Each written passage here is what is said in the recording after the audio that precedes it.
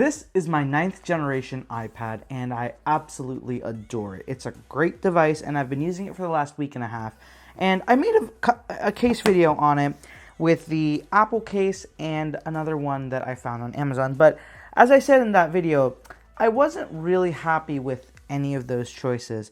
So I kept looking, and surprisingly enough, it was not online, but in person in Best Buy where I found this. And it was exactly what I was looking for. And I'll explain to you why in a quick second. But before that, I have to show you something else. This is a Logitech case. This is the, I know the name is written somewhere on here. Let me see if I can find it. No, it's not. I for sure felt like it was written. Oh, yeah, it is. So this is the Logitech Hinge Case for the iPad Pro 9.7 inch. This is like the first generation iPad Pro. So I've had this for years on my iPad Pro, and as you guys can see from just the condition of it, it is beat to all hell. It has been used thoroughly, and it has been used every single day with the iPad Pro. And the reason why is because it's a fantastic case, but not only that, it has flexible angles, so you can have it pretty much at any angle you want, and it sits absolutely sturdy. And after years of using it, this is still super sturdy. And it stays exactly where you want it to. So I love this case. The only problem is, one, this case doesn't fit on this iPad.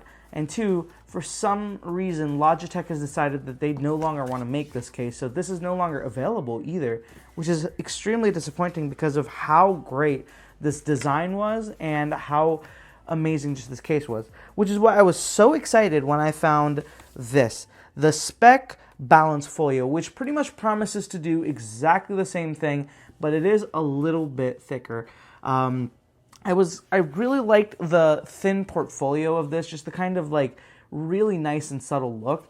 This one is a lot thicker, but with it comes this, a design for impact, which could be fantastic, especially if you're carrying around your iPad a lot, or you have it, your kids use it or something where you can't guarantee if it'll be, cared for or not 100%.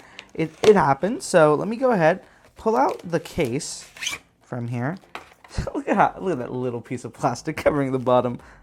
I have never seen that before. That's hilarious. Okay, so here is the case itself. Wow, it has a smell to it. Interesting. Oh, okay, so it has a little buckle right here that you can unclip. Oh, that's nice. Okay. And then it comes open. The inside is lined with these little ribs for, I'm going to guess, slotting the iPad in. It has a really nice felt design, and I don't know if the camera's going to pick it up. So there's the ribs right here, and then there's these little edges on the case as well to help you make sure that it fits. So let me go ahead and show you the back.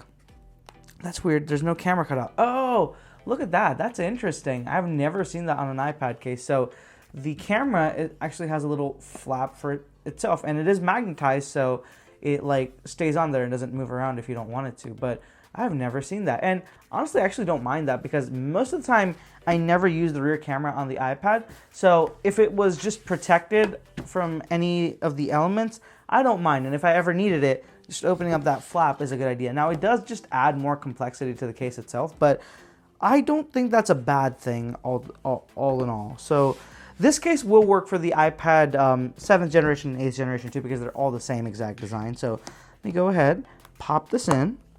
It has a really nice and snug fit. Let me just show you guys what it looks like in the case. It is completely covered. You have a little cutout for the lightning and of course the speaker grills. And then it does come like quite a lot above the iPad itself. So this one does not have a tempered glass screen protector, but even if you had a tempered glass screen protector on it, I don't think you'd have any problems whatsoever with it. So on the side, you guys can see just a cutout for the volume buttons, and of course this little latch for the little clasp thing over here. And on the top, you've got cutouts for the microphone, the power button, and the headphone jack. So overall, a pretty simple design, but looks really good. All right, let me go ahead and try out this hinge feature. So, all right, it isn't exactly what I was hoping for right off the bat. So it doesn't have the same rigidity that I was hoping, like, this is just like really open and like it doesn't hold the case in itself.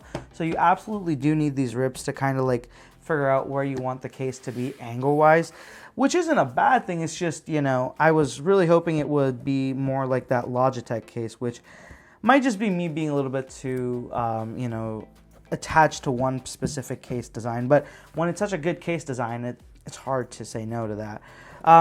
It has a very wide range of angles. So this is pretty much like straight, flat. And then this one's like a really nice angled view for exactly right now where I'm sitting. It's a great view. You can actually push it further too. And it doesn't do too bad of a job standing up as it is. So you can actually even push it further and not have too much of a problem. The case does support itself.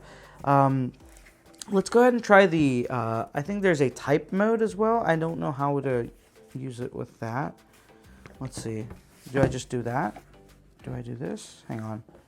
Let me look at the case because I know that it says it's got a typing stand. So it seems to be tucked under the case somehow. So let me go ahead and see what I'm doing wrong here.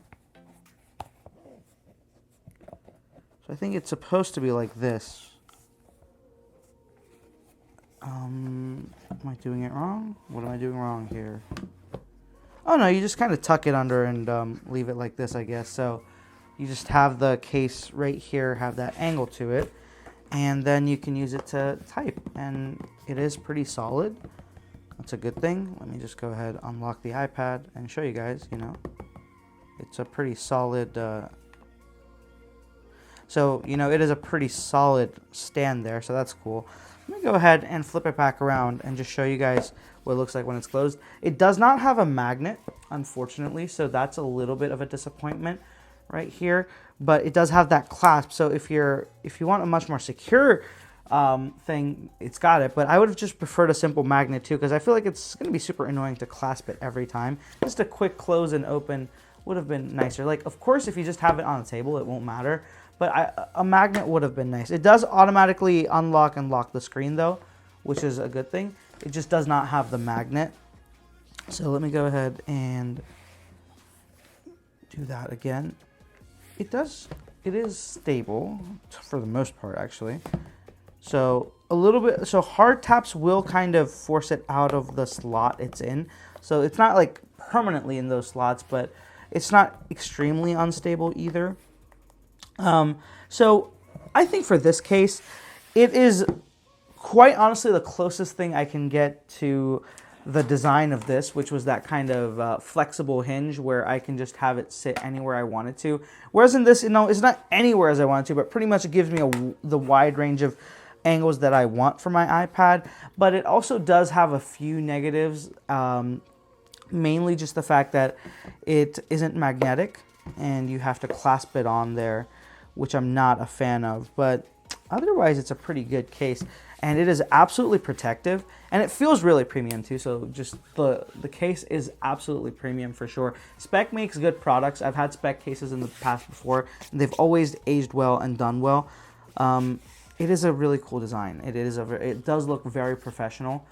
And I do like this kind of camera. I've never seen this before. And I actually do really like it for the iPad because iPad's rear cameras are not used. There is a little flap here as well. I'm not sure if it'll actually fit the Apple Pencil though, or if that's just meant to kind of grab it. Yeah, that's not gonna fit the Apple Pencil. That's more to just like kind of grab it so you can pull it back and pull it forward. So it's nice. It's definitely a decent case. This side is fully protected regardless of what you do.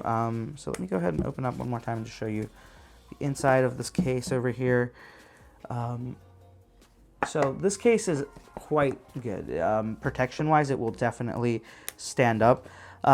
Design-wise, not exactly what I was looking for, but not a bad choice at all. I don't think this is a bad option for anybody that's looking for a wide range of motions, and also is a little bit worried about just the, you know, overall durability with the cases like this. This is a good case. So if you want to check this case out, I'll have it linked down in the description below, along with all the other iPad cases that I've tried out so far. So go ahead, go check those out. down in the description below. And if you have any questions about this case or any case recommendations, feel free to ask me down in the comments below, and I will try to get to them. I am really enjoying using this iPad, so I can definitely see myself trying to explore a few more cases on this. And if you haven't already, be sure to subscribe to the channel for more iPad content. The full review and a few more case videos are coming up, so be sure to subscribe for that. And if you haven't already, be sure to follow me on social media as well. I'll have all the handles right here on the screen, and of course linked down in the description as well. Go check me out over there. Thank you so much for watching, guys. I'll catch you in the next one.